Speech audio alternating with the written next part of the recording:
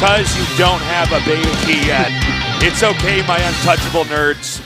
We're here for you. Yeah. We have some great games here in GSL Code A, and this match specifically should be pretty good.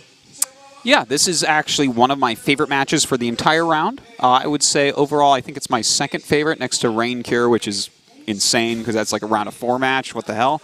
But this one's really great. These guys are both absolutely Code S quality, YongHwa and ByuL. Very, very strong players there. They're Very Pro League evenly plenty. matched. Yeah, I think they really are. I think ByuL I would have to give the edge to, as much as I love YongHwa and his very defensive style. But this should be a very, very good match, I think. We're going to be starting this shortly. It is a best of 5. If you win that one best of 5, you do go on to that coveted GSL Code S position. Yeah, both these guys are going to want that very, very badly. They are on teams that get to play in Pro League and whatnot, so that's good. So it's not like, for instance, when we see DRG lose, we're like, well, I don't know when I'll see this guy again. That's really sad, actually. I hope there's like a foreign event he's Well, going that's to why it coming was up, so sad when he did lose. We're like, yeah. We might not be casting you until next year. With these two, these two will always get back into Code A at least because they're just that good, and like they'll play in Pro League enough. Like you'll be able to still see them. So that's like kind of a nice thing. But whoever gets in here is definitely a player that can hit round of 16. Absolutely. Definitely won't necessarily happen. Like YongHwa actually almost has a curse on him where he just doesn't really advance in Code S, even though he's like of the level to do so. This guy does. He kills it in online qualifiers. He's a very defensive Protoss, a very methodical Protoss, a very awesome Protoss, but hasn't had great success in Code S other than making it in quite a few times so far. I've said this before, but I'll say it again. YongHwa is the tragic hero of not just GSL. Maybe not even just StarCraft II of esports, I feel like. This guy was so good. He was on the best team. Everybody was saying he's the best trading partner. Yeah. And we kept saying, in fact, he was our favorite player to study early on. Yeah. And he never won. Yeah, he literally invented how to stop the most Warp Gate imbalanced Warp Gate Rush in PvP. He figured out, he pioneered it. He actually pioneered a lot about how to play defensive macro play. He was Rain before Rain. He's such an important figure in Protoss history, but he just never makes it far, man. Not in GSL, at least. Yeah, not in GSL. Well, every player in StarCraft II wants to win a GSL. That's the dream. But I mean, he just never has won, and oftentimes loses in these really close matches when he does get into Code S. It's very sad. Yeah, I just rewatched his matches the other day, man, and he could have been out of that group. He so could have been. He lost to Dream twice, and both times he could have beaten him. It was kind of heartbreaking. But that aside, his opponent ByuL we should talk about a little bit as well. This guy has been kind of a badass since he busted onto the scene. Wasn't he an IM right at the very start too, if I recall correctly? Oh god, it was such a long time ago. I don't know, I believe he was. But anyways, ByuL is a badass. He continues to play very, very well. You can see him in the Pro League quite often, both individual leagues in Korea. Just a really, very, very strong Zerg. Yeah. There were times in his past, in his history, that we've even ranked him, amongst the top 5 Zergs. Maybe not right this second, but he's close. This guy is knocking on the door. So I'm pulling for him. We didn't get to talk about the maps, but no, the we'll map see how pool this actually turns out. ByuL's really good. We haven't really talked about him that much, but I do like the map pool for YongHwa. I did take a quick glance. It feels like a kind of small map pool overall. It looks like, for me, a good one for YongHwa. I think he can win this 3-2 with that type of map pool, although I do lean towards ByuL. I agree. I'd say YongHwa PvZ on a big-ass map, not going to turn out that well. Yeah, it's going to be a lot harder. I believe Merigron was map 4. A map like that could be very hard for YongHwa. It's kind of hard for him to play a defensive macro 3-base game there, but the other maps look very good for him. So I think this is going to be a really good match. This is definitely a Code S quality match right here. Let your friends know. Get in here. Tell your friends to tune in. And don't worry, because I know you've been watching Legacy Void all day, and you're worried that YongHwa is just going to die to some Ravagers beating up his force fields. That's not going to happen. Don't worry. I got some stuff to say about that, but let's go ahead and go into this game first and intro our players. ByuL against YongHwa in the GSL Code A. In the bottom left in the red, the tragic hero of esports. MVP YongHwa.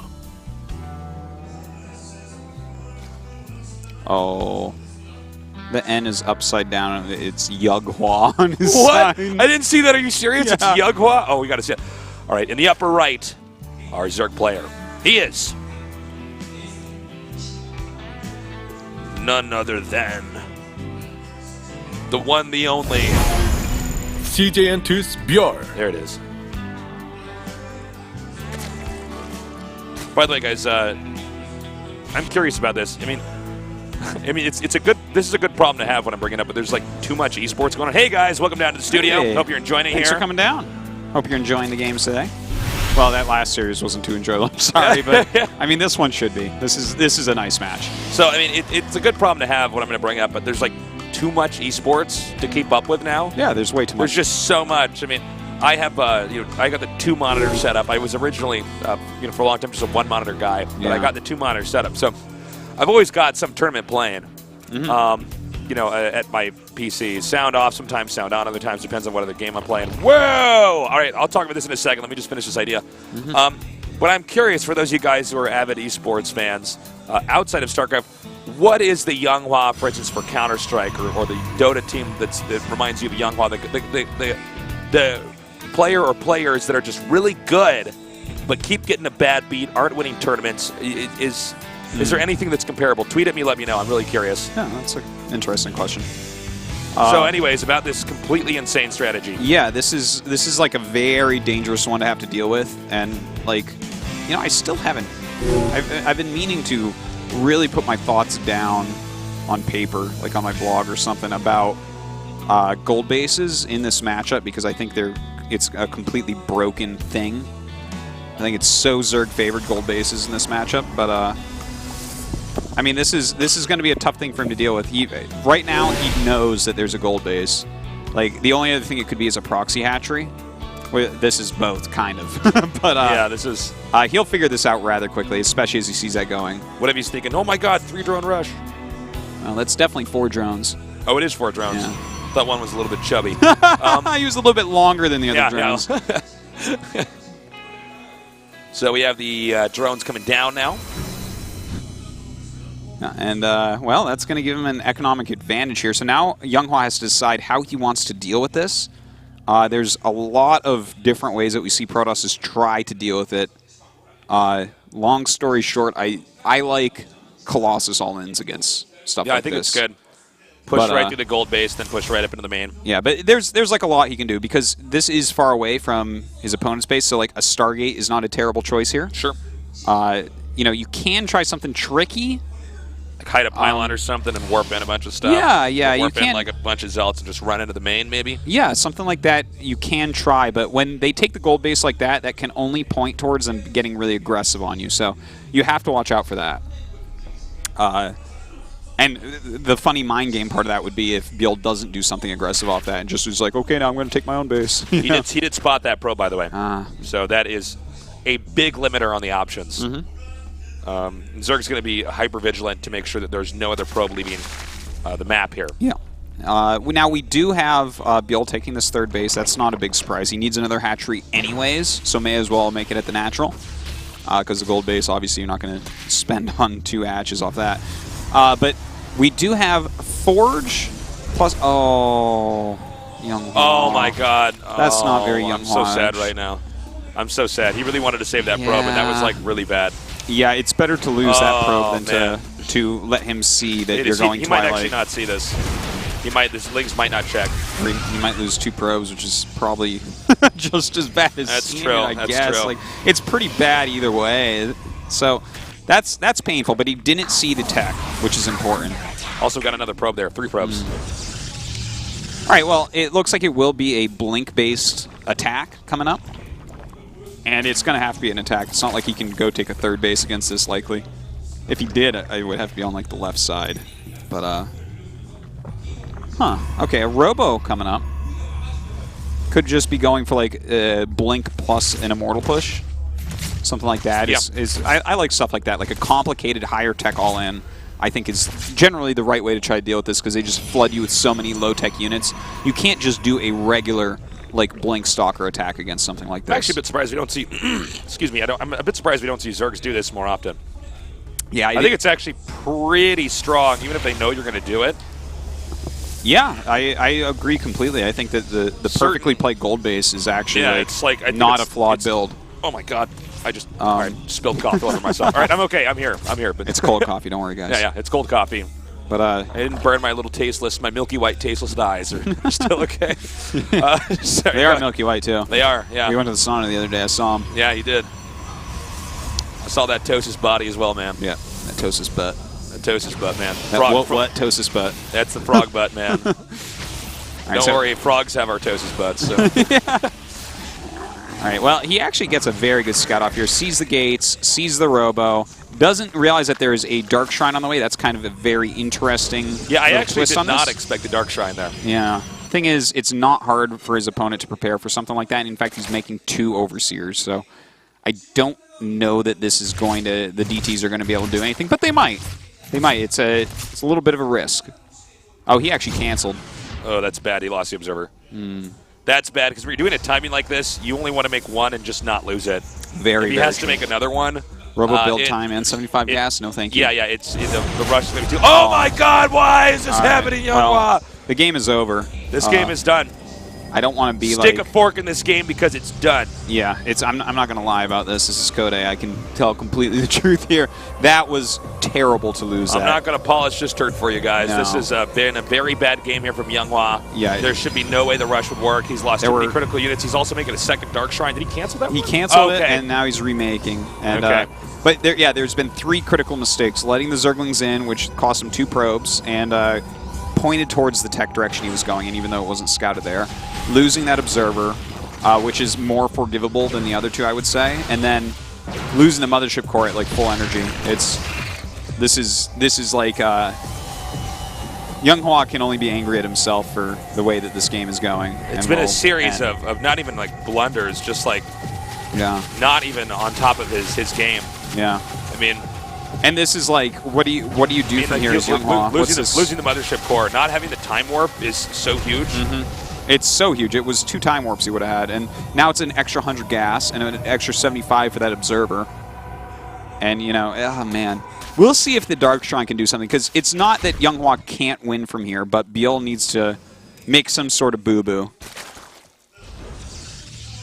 Look at that creep. Well, I actually like that blink there. That was pretty smart to try to block that, but it didn't work. Yeah, I did quite like that. With only 2 lings, he can clean that up. He shouldn't really lose anything. It's annoying. As long as that Dark Shrine doesn't get scouted.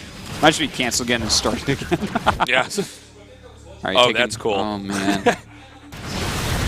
Well, if he's going to take that, I would just let YongHwa try to kill him here. This is actually, if I'm ByuL, I'm like, this is your problem, YongHwa, not mine. Absolutely. Figure this out. With that creep spread, like, the best that YongHwa could do is take a third Have we over ever above his casted a game where somebody has 2 gold bases at once? Yeah, DRG against Zest on Habitation Station. Oh, yeah. We have done that. Okay. Yeah, it was insane.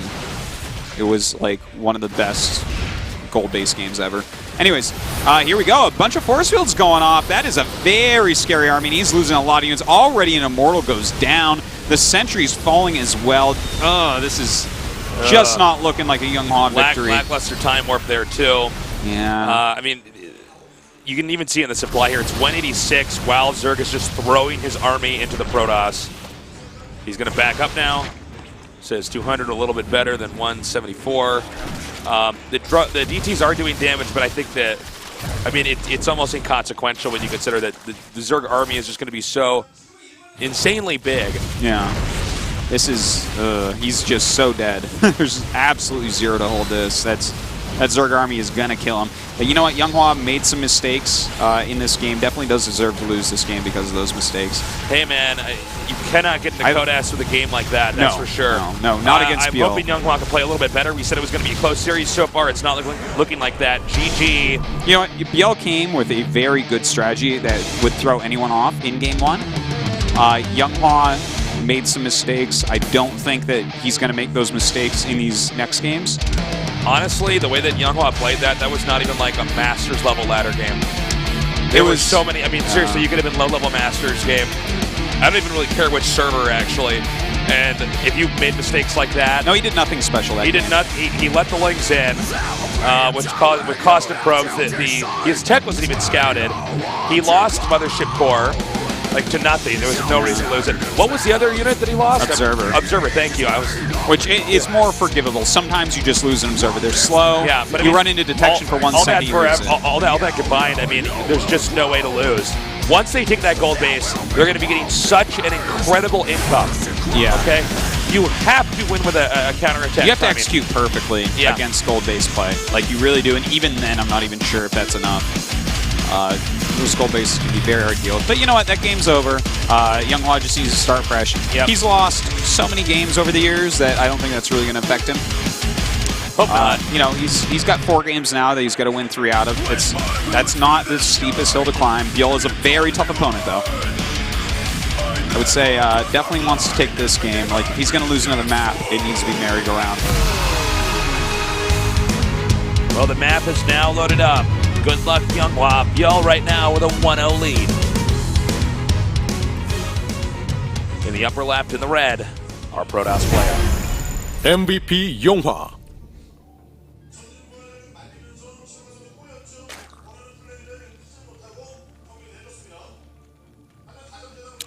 His opponent here in the bottom right. CJN2's ByuL. All right.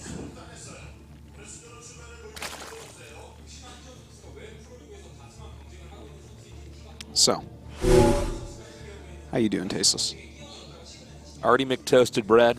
Yeah. I'm doing great. I'm doing good. I do wish our games were a bit closer. But, I mean, we have days like this, and the day is not done. So, yeah. I am hoping YongHwa plays a little bit better here. I do wish, in general, Artoz, I wish the weather was a little bit nicer today. It's supposed to rain for like the next week. Oh, really? Is it? Yeah, it is. It's like the whole forecast is rain, unfortunately. Because the weather's actually getting really nice. Like the temperature is really good now. You don't have to wear a jacket anymore. I've actually had this theory. I can't prove it yet. But if you look at like what countries or regions of the world produce the best gamers, it is interesting to notice the weather patterns. Yeah, absolutely. I mean, Seoul is actually famous for either being too hot or too cold. If you have nothing to do, like, thing is, if I lived in like a nice warm area, like you even look at America, this is kind of an interesting one. Go ahead. I was going to talk about this. Yeah. All the players that got really good and made careers are from boring places. Yeah, like for instance, like he controls from where, like Oregon or something. I'm from New Hampshire. You're from Kansas. Day9's from Kansas. It's like, yeah, those are the people that are like, well, I guess I'm going to play a lot of. Well, no, I mean games it's fascinating because like Kansas City. That's a guess, but I think it's a good guess. No, that's my theory. Like Kansas City, for instance. I mean, there's just nothing to do there. That's why everybody's like almost overly obsessed with, you know, the football team or the baseball team there. But well, hold on. Let's go ahead and talk about this actually, and then let's explore this topic a little bit later. But no, so the probes are coming down here now, and just drilling this hatchery. This has become a bit of a mutant game here. Now the problem for the Protoss here is that the creep is not going to go away. This was probably triggered due to the fact that the hatchery. He was luckily on top of that a little bit. So oh, nice trap there. Yeah.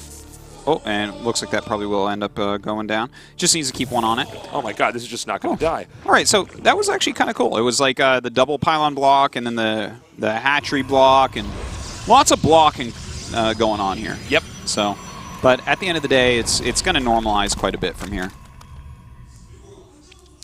So back to that real quick, because I mean, this is an interesting topic. We have to wait for the core to finish for anything to happen now. Sorry.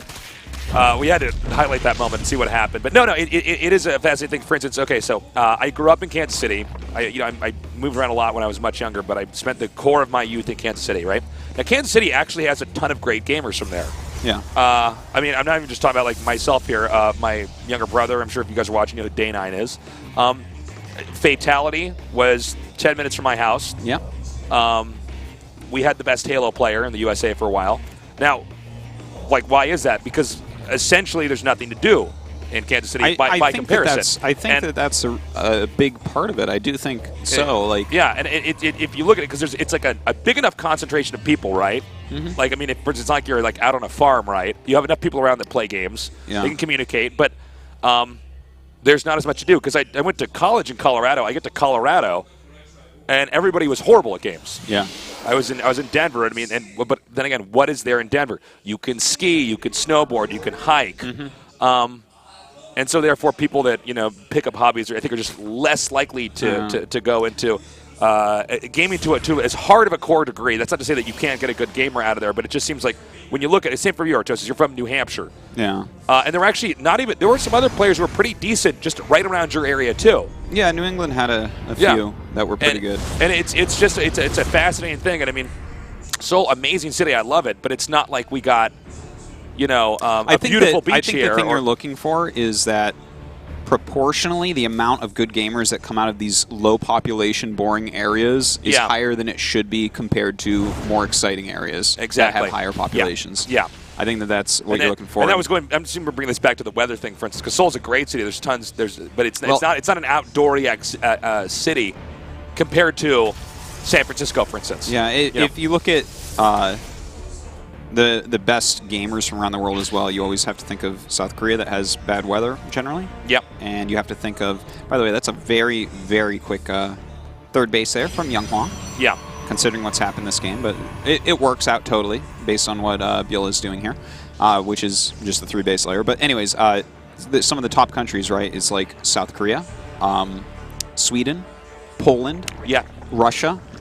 These are all countries Ukraine makes where some great gamers. Yeah, it certainly does. And the thing is, every country has some great gamers, but I'm talking these are like where heavy disproportionately, it's like the amount of good gamers. Polish and Russian StarCraft I players was very, very high. It was ridiculous. Poland was off the hook, and with the Sweden number as well. And you look at and you look at that, it's like they would have as many great players as America, even though we have way more population. Yeah. So just kind of it is an interesting thing. Someone should do a paper on that. Who was the best Hawaiian pro gamer? Do we even know? Pillars. You know what I mean? Not Pills. No. Pills. Oh, yeah, he wasn't that good, though. No, he wasn't. No, he wasn't that good. But, I mean, we know who he was. So. That's right, yeah. He was the best. I thought you were saying Pillars. I'm like, no, he was from pretty Massachusetts, sure. actually. Yeah, I was going to say, I was pretty sure Pills was not from, or Pillars was not from Hawaii. All right, so let's talk about this game. This game is starting to pick up a little bit here. We had a kind of funky opening. And by the way, Artosis, I think at some point in time down the road, we should actually have the same conversation again, because this is probably going to be our least watched GSL of the whole year. Yeah, I think you're right about that, actually. But I think it was actually a really interesting topic. I mean, it's unfortunate people in gaming and esports don't talk about this kind of stuff more often. It's an interesting Most of the time people are like, I mean, but is it really a sport? But, I mean, I think there's actually a lot of interesting stuff that you can kind of flesh out here if you really put it to it. So you might hear us have this conversation again, and that's very intentional. I think when we have more viewers, we'll probably bring that up. Anyways, so proceeding into this game, it's ByuL has chosen to go for the +1 Zerglings with speed, and a lot of them. And it's like a pretty cool thing for him to go for, because he's trying to take a very quick fourth here. And this army is quite scary to move out against. Like when you have +1 in the Lings and you have a ton of them. You know, this is what YongHwa is doing is completely standard. This is like the macro play that you do with Protoss. The blink, the +2, the 3 bases. You push out. You start putting on some pressure. But you know, this is like a very smart move from ByuL to do this. Yeah. To have this kind of mobility, the +1 upgrade is going to help out a lot if he actually gets on top of anything. And he's going the Swarm Host for this middle base. So all he needs to do is secure this middle base, because normally YongHwa's strategy will cancel it. So that this is where he wants to hold on. Well, let's see how he does here. The Swarm Hosts are pushing out now. And I'm sorry, I have to break the fourth wall here. I'm having some audio problems. Your voice is really loud. Do we know which one of these switches under our table is going to reduce your volume? It's one of those two right there. It's one of these two. Okay, let me know. Just hold tight, guys. I got to fix this. Anyways, I'll keep talking. And okay, I got it. Perfect. He is getting the Dark Shrine here. It does get scouted, though. And he cancels it again. So we've seen so many Protosses trying to go for Dark Shrine lately. It's such a trend in Korea right now with the top Protosses. But we do have the Swarm Host out, so he's trying to scare YongHwa a little bit with these, trying to forcing him into like Colossus Tech and stuff. And he's switching into Mutas from this. So some cool play here from ByuL. I think ByuL is actually going to be in great shape this game. If he gets just a few more Swarm Hosts out and with the Muta Tech, as long as he doesn't lose them. This is exactly when YongHwa has to hit. This is like an actual timing attack that we're watching here. Whoa, he should have thrown this maybe a little bit quicker there, trying to get too close to the Spore. Probably should have had the Spore come to them, not the other way around. Well, those Lings, that was kind of some bugging out units there for YongHwa, but the mutas are out now. He's stalled him enough. Because those units didn't come with YongHwa's stalkers very well, because YongHwa was microing those stalkers, that 4th base stays up, and now in just a second he's going to have to defend against mutas. So it's going to be 3 bases, trying to get Colossus up to deal with Swarmhost, defending against mutas, and oh my god, he catches the Warp Prism. Oh my god, bad beat. Okay, so he's going to lose that Warp Prism. And problem whenever you're in a Swarmhost game is the longer the Swarmhosts are in the game, the more likely the Protoss is at a disadvantage. Like if you're in a game and it goes on for 20 minutes and they just have still had Swarmhosts, just try to calculate in your head how much damage you've actually suffered there to free units. On a map that's cut in half, that you're getting equal minerals, the guy who's been mass producing free units endlessly probably has a pretty substantial lead. I want to point something out here, by the way, because I really like the builds that both these guys have used, especially ByuL this game. But I want to take this moment, because this is Code A, and this is kind of like a more laid-back type of scenario. Yeah, these guys' lives are on the line and everything, but it's not as hype as Code S, let's say. So I can actually take a moment and talk about this. Like, if you compare YongHwa to Hero, as everyone knows I do love YongHwa, but Hero is the best PvZer in the world, and the difference between Hero and YongHwa in this game, Hero would have made sure that he cancels that 4th at least. Yeah. And the 4th is up right now, and that gives ByuL this type of... Like, right now, you look at it, right? The supplies are very similar. You look at the army, you're like, okay, YongHwa's army can deal with what ByuL has. But if this was Hero in this game, I guarantee you that 4th base would have been down, and ByuL would have to play really scrappy here. Like, I would say 8 times out of 10 he would kill that off. The thing about when you watch YongHwa, he's a not well-oiled machine. There's always a little bit of bumpiness in his play.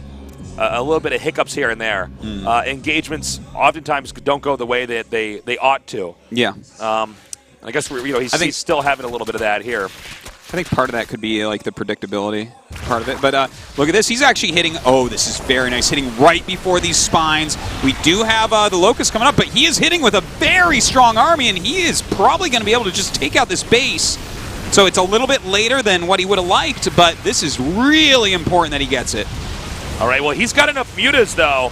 The Stalkers are going to be picked off very quickly. I think the big question is, can ByuL stop this battering ram of an army just coming through here? Also, the Blink Micro here, obviously very important. Needs to keep as many of those Stalkers alive for as long as possible. Very nicely done here by YongHwa. With that +2, with that Blink, he's able to hold against this many mutas, and... yeah, it looks like he will clean that up, and he should be able to break through here. I think he has just enough that it's not going to be a problem. Yeah, this is... well, let's see here. Hold on. Well, he needs like one more round of Stalkers there, and he should be fine. Well, actually, you know what? I think this army's so big it doesn't matter. Like, he's just he's going to kill the Swarm Hosts if they do pop up. He's got enough Colossi here as well. Well, I think he's only making mutas, and that's exactly the right choice. But, like, ByuL needs to just get this into a very sloppy base trade type of game. That's like how he can possibly win, because he's still got 3 bases mining right now. But yeah, ByuL taps that. I think had the mutas maybe been with that army, it could have been different. But yeah, I mean, he hit well, he hit hard. Yeah, YongHwa hit that just right, because it got very scary when the Lings kind of surrounded his army. He had to pull back from the 4th. That's like the time where, as Protoss, you need to punish your opponent for going Swarm Host. Yeah. Especially when he's already switching into Muta, and he wasn't able to do that. But the follow-up attack was good enough. His micro at home and the Stalker Warpins at home, like, he had exactly the right amount of units in both locations. It was actually very well done by YongHwa. So I'm quite impressed. That was really well done. And ByuL played it very well also. So that was a quality game right there. I was a bit surprised he actually managed to punch his way through that entire, the window was closing, man. Like, when those spines finish, it doesn't happen. Well, we're 1-1 now. We already said this should be our closest match of the day. Yeah, and it already is 1,000,000% closer than the first series. Yes. Game 3 is on our new map, Bonnie Research Station. Am I saying that right? Is it Bonnie? Yeah. Bonnie, okay. It's on Bonnie Research Station. So, let's see. A new map means, potentially a lot of new strategies. I think it's a pretty solid map for YongHwa. I agree. I was about to say, I think YongHwa, since he's one of these guys who sort of was a forefather for the strategies that we use nowadays in StarCraft 2. Put this guy in a new map, he's probably going to come up with the best build. Yeah, and this map is a build that, or it should have builds that he likes, because that pocket natural is so easy to take with no risk. Like 2 bases, you don't even have to worry. Nothing can happen to you. It's time for game number 3 in this tied-up match. In the north, in the red, our Protoss player, he is MVP YongHwa. Let me see, this is... Yeah, they fixed the name. Okay, that's good. No more YongHwa. YongHwa. In the south of the blue, CJ&2's ByuL. All right.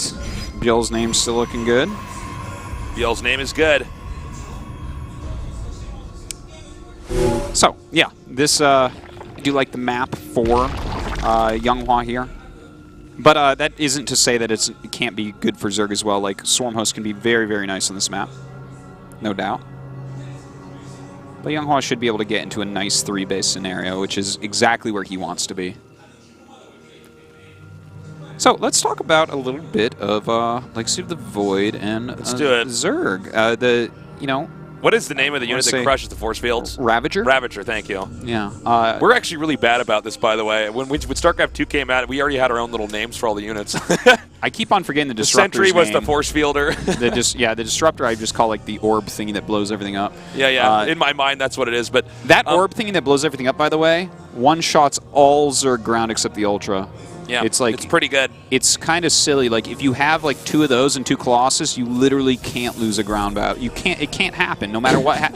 Like, as long as you hit the V button and send them into its army. Ooh, I love it. I dig it. What's interesting, though, is that he didn't take the gold base on the other side of the map. He's taking that gold base. I like that a lot because the way that gold bases are generally balanced on every map except for this one is they're in the middle of the map, so they're easier to attack. This one is so far away from YongHwa, he doesn't have any chance to actually attack it. I love what you just said there. That is so true. Yeah, so this is actually one of the... Like, when this happens to me on this map, I lose almost every time. I actually never noticed that, but yeah, you're right. They're almost always just in the middle. Yeah, that's like the way that it's kind of mapped out for everyone. To build maps is to have them in such a way that if you take it's risky because your opponent can hit it easily. Yeah. This one takes the far away part, and it has that piece, but it's so far away from YongHwa that, look at this. How would you actually punish this? The only way you could punish this is by walking across the map and trying to hit it with something, but that's like not... It's just so far away. It gives him so much time. I think by not seeing anything, he knows, well, wait a minute, he had to have spent minerals somewhere. This guy's not sitting around with an extra 300 minerals. Yeah, this is... So he'll be getting confirmation now that this is here. I think that this... I'm not surprised that we're seeing multiple gold-based builds out of ByuL, because again, I actually have spent like many hours like locked in a room like the perfect mind guy, like drawing on Beautiful my mind walls. Guy. Yeah. Well, Artosis is not the beautiful mind, he's the perfect mind. Well, I'm neither of those, but I mean, I've spent like a lot of time studying gold builds in this match. I mean, I think that this just kind of points towards the quality of CJ&2 and their coaching staff. Like, Coach Park is the coach of that. Yep. And he's generally thought of as like the best coach. Like, yeah, I would agree with that. Who knows if that's a if that's 100% No, accurate, I think you're pretty safe saying Coach Park is probably the best coach. Yeah, and like it's a pretty brilliant team, still on the rise. But like I think that this is well planned out because if you execute this gold base right, I don't see how YongHwa he can't just kill it.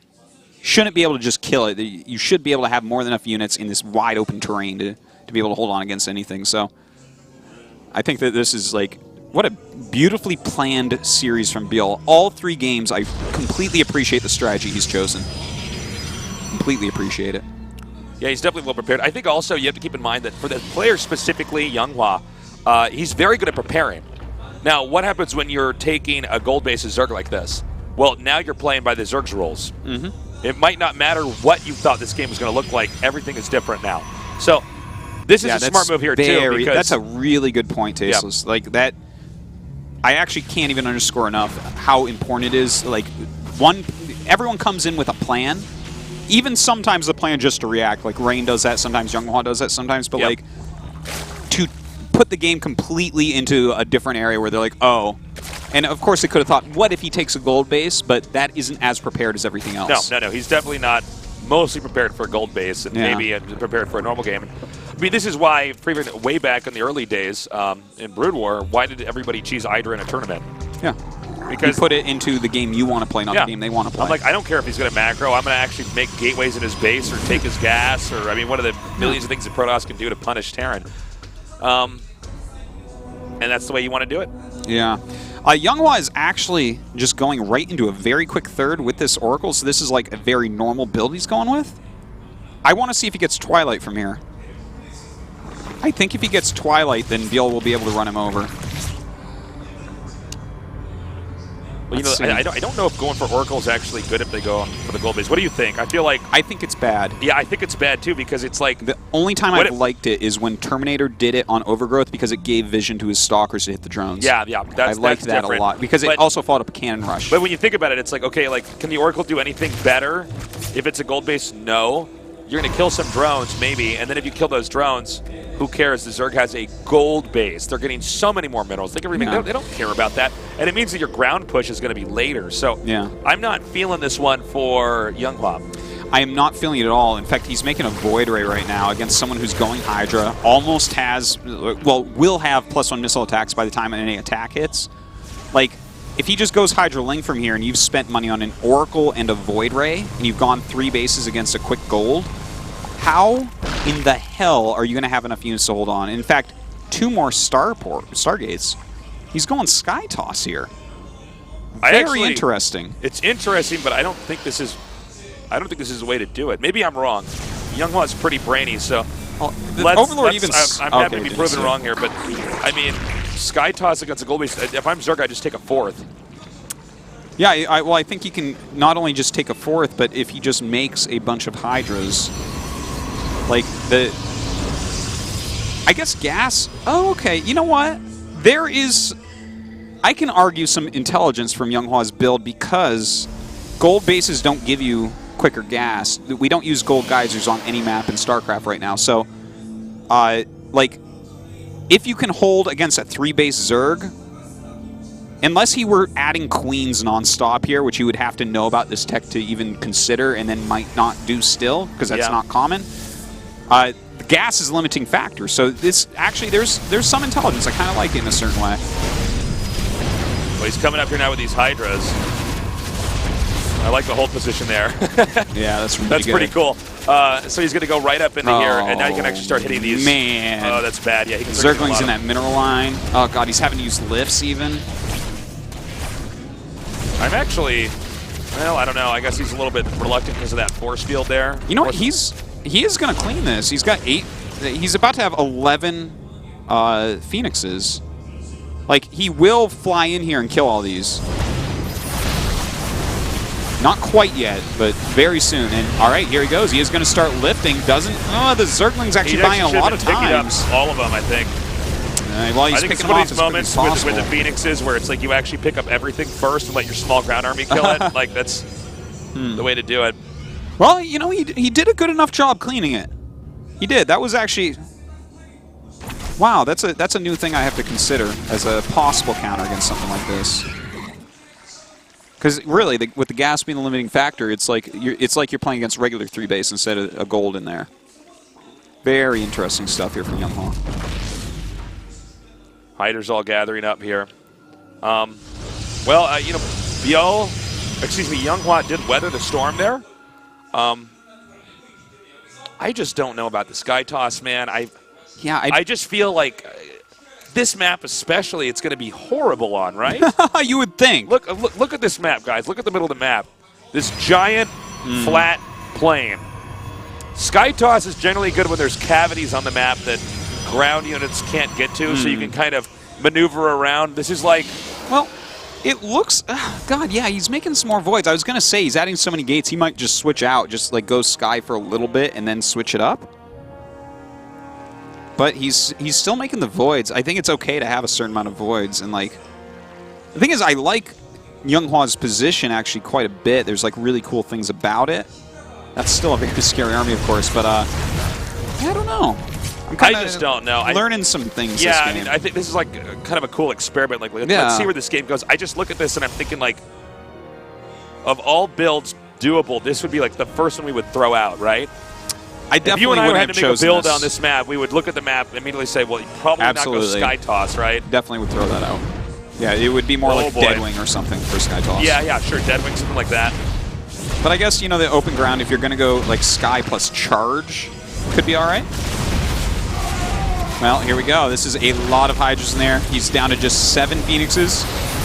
Problem is, even if the Phoenixes fly over there, they're going to die in like 2 seconds to the Hydra shots. I mean, Hydras do so much damage. Well, here he goes. He does fly in here once again. Starts picking them up. Does use a ton of lifts here. It just doesn't matter. There's too many Hydras. That's going to be game here. And, you know, I think even if, you know, YongHwa had played better and ByuL played even a little bit worse, I think Sky Toss just doesn't work on this map. I don't like it for the map. Like, I think Sky Toss right now overall is very underpowered. Even SOS can't make it work very often. There's a reason why we don't see Protoss is making 3 Stargates a lot against Zerg. Yeah. And I don't think it's just the maps. I think this is not the ideal unit comp. Now, you want to have builds like that, especially in best of 5, but definitely not on that map. Like, I just look at that and I think that is such a strange... I almost feel like maybe also YongHwa planned to go 3 base, 3 Stargate. If it was a standard build, like that ByuL did, and he just went with it anyways, and Sky Toss is even worse against the gold base take, you know? I actually, the more I think about it, the more I'm leaning towards YongHwa did it because it was a gold base, and gas would be a limiting factor. Okay, tell me why, because I just feel gold bases give you an advantage in ground army. Yeah. Because you can purchase more things like roaches. Yeah. If you're going to focus more heavily on roaches, the Sky Toss will do fine against that. But the limiting factor is the gas with Hydras against this. So if he can hold against 3 normal bases with Sky Toss, he can hold against 3 bases with a gold mix and most likely with a Sky Toss. So that's my guess. But I don't know. It could be anything really. That was a very bizarre. I totally agree. I don't like that map for Sky Toss. I just feel like, you know, yeah, you get that mineral advantage. That's good for making ground units, but it's so easy to transition to the Hydras at the 4th base. And the fact that you have that big ground army and Sky Toss takes a while to build up. Yeah. It's not like Protoss can do anything about your 4th base. No, they can't. 4 base is optimal for Zerg. Well, 5 base. As soon as you take that gold, they can't do much anything. Yeah, so that's my take on it. No. All right, next map, guys. Looks like no commercial here. We're gonna keep going. Can YongHwa win it? Bring us to game number 5. Well, ByuL close out here and move on to Code S. In the bottom center, in the red, MVP YongHwa. YongHwa. I thought it was fixed, actually. I'd only glanced for a second. But yeah, it does say YongHwa. In the upper left, in the blue, he is CJN2's ByuL. By the way, guys, little announcement to make here. Legend is observing again here for Code A. Yeah. Very happy to have Legend back. Yeah, that's cool. Well, looks like he wants to cannon rush here.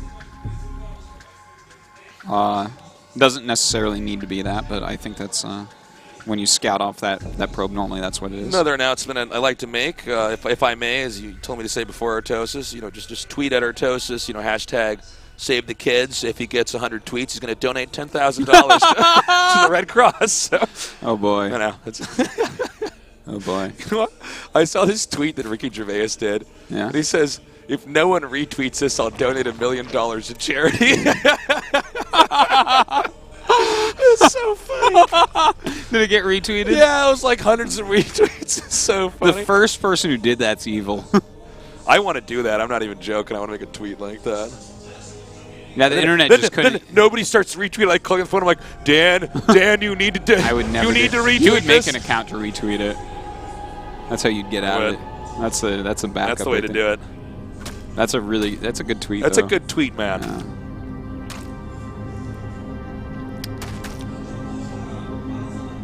Well.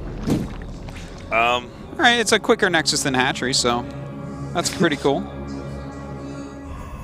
Could be happy about that. I could be happy about that. Yeah. And, well, I mean, obviously, you guys know the drill. This isn't Legacy of the Void yet. They didn't start with 12 workers each, so it's going to be a few minutes. I'm really excited for these Legacy of the Void. Dude, it's so fast. It's going to catch you off guard how quick you have to make. Well, you know, it's so funny. I mean, you guys got to put yourselves in just our shoes for a second while this game develops. Think of how many early games, StarCraft games, we've actually just seen here and had to talk about. I actually, it's a bit insane. So you and I are going to go out of business because we aren't going to be able to talk about video games and Ninja Turtles and go on little side rants during this part of the game that everyone's seen a million times. Well, no, you never know. I mean, it's always possible that it turns out that, well, you know, in a 12-worker game, I guess we're going to see the third Nexus here at I guess at this time. We don't know how that'll go. It's going to start out crazy, and then, you know, like all RTSs, it starts to calm down a lot as the eventually a lot less sharp corners in the way we understand the game. It becomes a lot more smooth ridges. So in StarCraft 4, we're all going to start with like 50 workers in a small army, 3 bases and stuff. A randomized army. It's like the only way to make sure there's always action. Well, third base for ByuL going up. Did you see that that new game that's out, Bloodborne?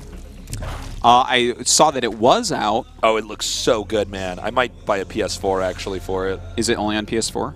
I think it's only going to be on PS4, which makes me very angry because I've really been... I don't want to buy a PS4. I've been doing the whole PC Master Race thing. Why do I need a PS4? I don't even... Well, that's what they're doing now. I mean, it's actually pretty interesting because Steam is developing... I believe it might have already developed a console. I'm not sure about that. Somebody tweeted this at me. I'm not entirely sure, but... I mean, the console market is actually having just a very difficult time competing with Steam. Good. Yeah.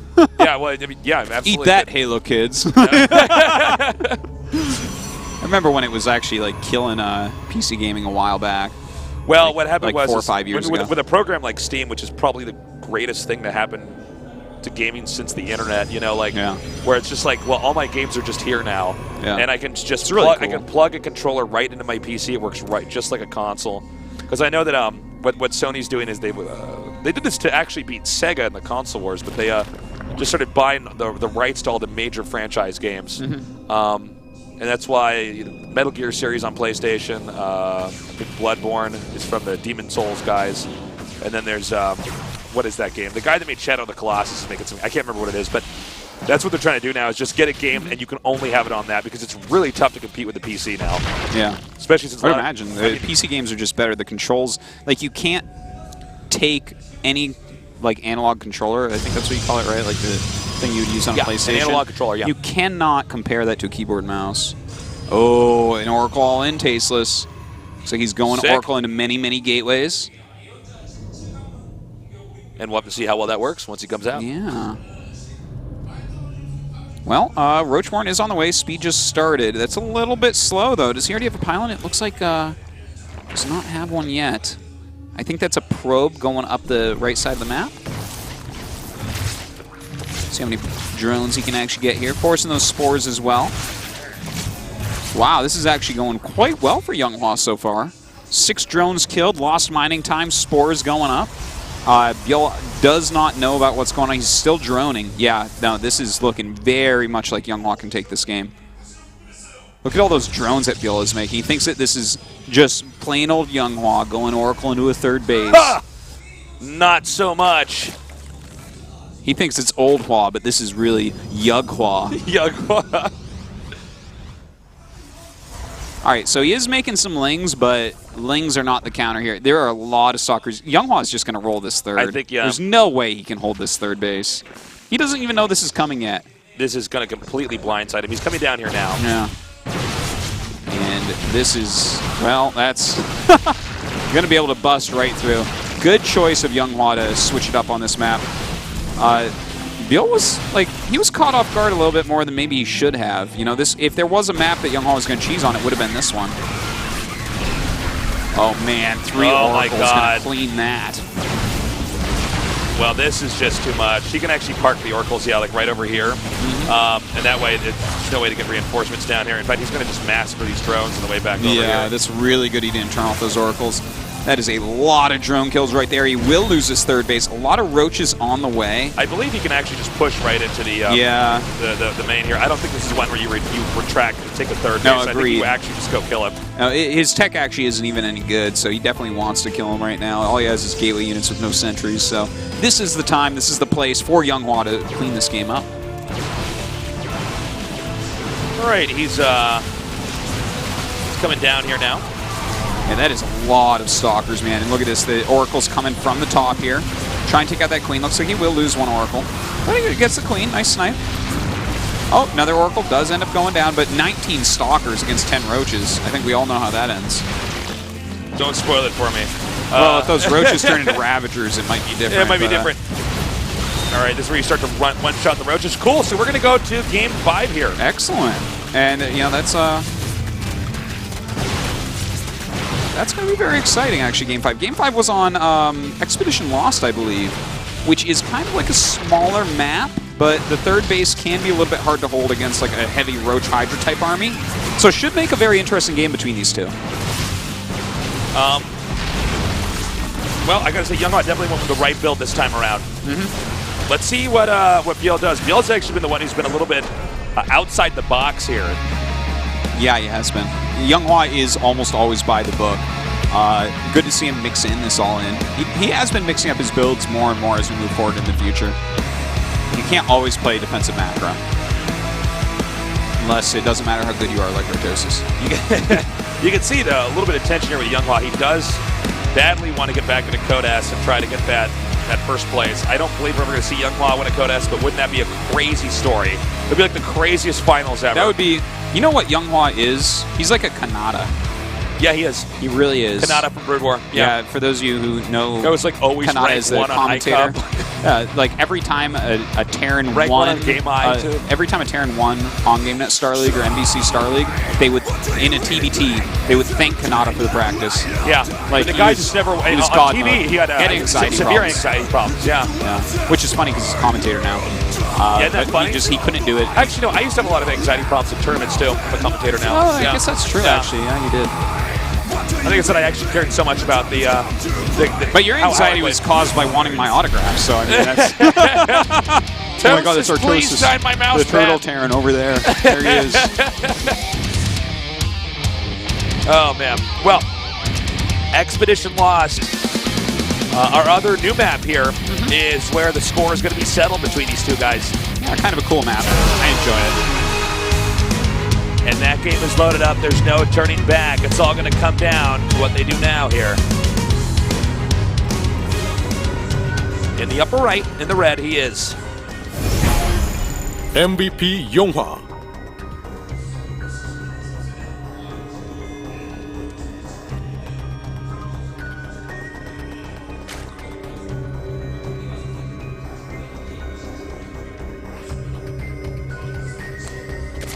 In the bottom left. CJN2's ByuL. All right. Whoever wins this definitely going to deserve that Code S spot. I really don't know who's going to take it. Because, like, I wouldn't be surprised if YongHwa took it 3-2, but I have been leaning towards ByuL in this match. Seems like ByuL is just a little bit better than YongHwa overall. Yeah. He's kind of got a little bit more killer instinct, I guess.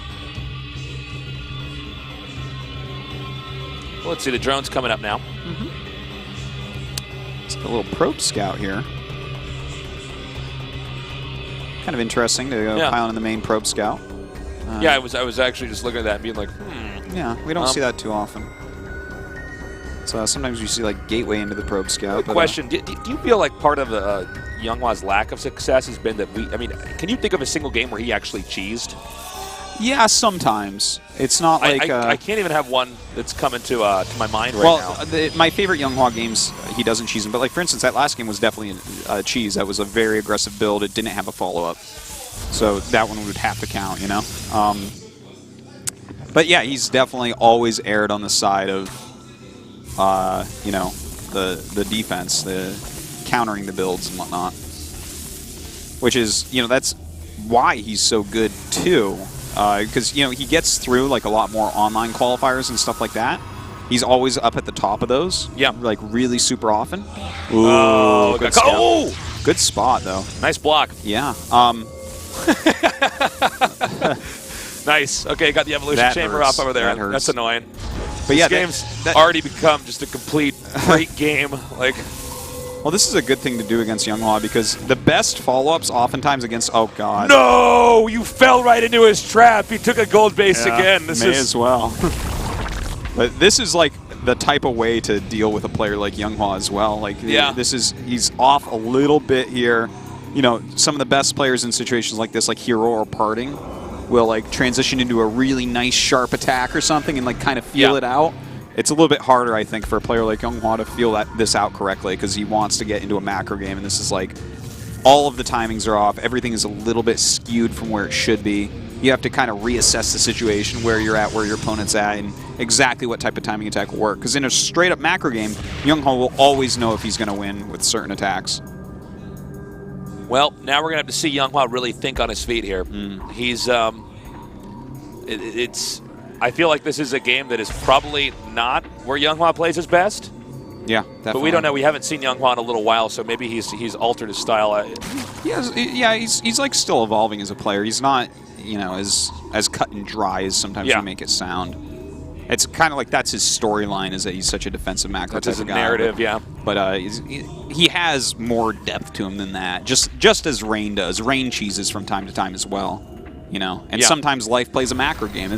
Everyone does everything a little bit. Except Gumio, he just goes macrons. Well, that's a Baneling bust right there, man. that is exactly what that is. This actually, I think, can work. Well, let's see here. I mean, he's cut off a bit with one hatch, so yeah, I think it will work because he doesn't have the scout yet. I suppose the Lings, when speed's done, he could just run him by the cannon. He'll probably lose like 3 or something, but then... Yeah, he can actually skirt around as well. So it's really tough because you need to know that Banelings are coming to start the wall, because if the Banelings just hit the wall, the Lings get in and you lose. Okay, he sees a lot of Lings coming. This might be enough for him to be able to hold it, but that is not a strong wall whatsoever. There are really weak points in that wall. Oh, God, I think he might just die here. He needs another building right there, right now. Okay, that's good. That's good. Needs more cannons, though. Oh, boy. Okay, this is... Actually, he's doing a good job with these walls, but... Oh, God, too many Banelings right now. Uh-oh. And ByuL goes to Code S. That's it. History look at him lean back repeats itself. Like that. This is it. God, I get so sad every time I see YongHwa's face. I almost choke up, man. And I've seen this guy. I've been casting this guy for 4 years now. I know. And I really want to see him win. And I mean, this is not him trying to recover. This is him, like, he doesn't want to talk to his coach and he doesn't want to have the full screen on his face yet. Yeah. Is what that is, man. That is... Well, it's down to a mothership core against 18 drones. GG. And ByuL does move forward. I think it was still quite a nice series. Yeah, and I do think ByuL played better. He did. He was like, he really threw a lot of curveballs at YongHwa that are hard to prepare for with the type of style that YongHwa is most known for. Let's remember those goal-based games, because I'm actually curious to see what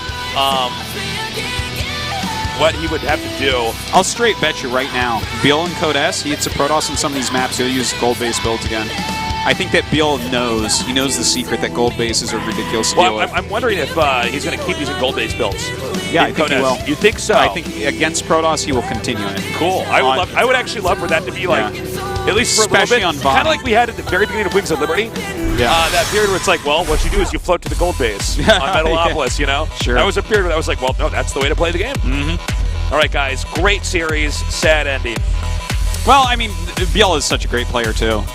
Want to see him do well. Definitely a player that can get even a round of 8, really. You know, if he's on top of his game, this guy has that type of skill within him. Like, we see his best games look as good as any Zerg. It's cool because his playstyle was so different from all the Zergs we saw. Yeah. I'm really excited to see how he's going to do in Code S. We're going to take a short little break. When we come back, we're going to have our final best of 5 here in today's GSL Code A.